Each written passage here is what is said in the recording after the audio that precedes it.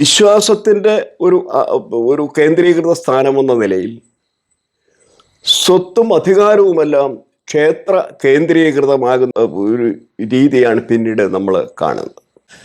എല്ലാ കാലത്തും ഈ ക്ഷേത്രവുമായി ബന്ധപ്പെട്ട് നിൽക്കുന്ന ആളുകൾ ഒരു ചൂഷണ ഉപാധിയായി ദേവനെയും ദേവനാമത്തെയും ക്ഷേത്രത്തെയും ക്ഷേത്രനാമത്തെയും ഉപയോഗിച്ച് വരുന്നതായി ചരിത്രത്തിൽ നമ്മൾ വായിക്കുക.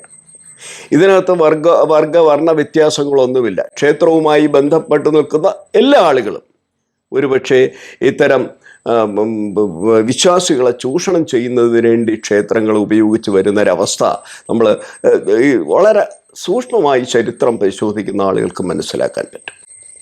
അതിൽ പ്രത്യേകിച്ച് ഏറ്റവും കൂടുതൽ വരുമാനമുള്ള ക്ഷേത്രങ്ങളിൽ കൂടുതൽ ശ്രദ്ധ കേന്ദ്രീകരിക്കുകയും കൂടുതൽ വരുമാനം ഉണ്ടാക്കുന്നതിന് വേണ്ടി ആ ക്ഷേത്രമായി ബന്ധപ്പെട്ട് പ്രവർത്തികളിൽ ഏർപ്പെട്ടിരിക്കുന്ന ആളുകൾ ചെയ്തു വരുന്ന അവസ്ഥയും നമ്മൾ കണ്ടുവരുന്നുണ്ട്. ഇന്ന് ഏറെ വിവാദമായിരിക്കുന്ന നിരവധി വിഷയങ്ങൾ ക്ഷേത്രങ്ങളുമായി ബന്ധപ്പെട്ട് നമ്മൾ കേൾക്കുകയും ചെയ്യുന്നുണ്ട്.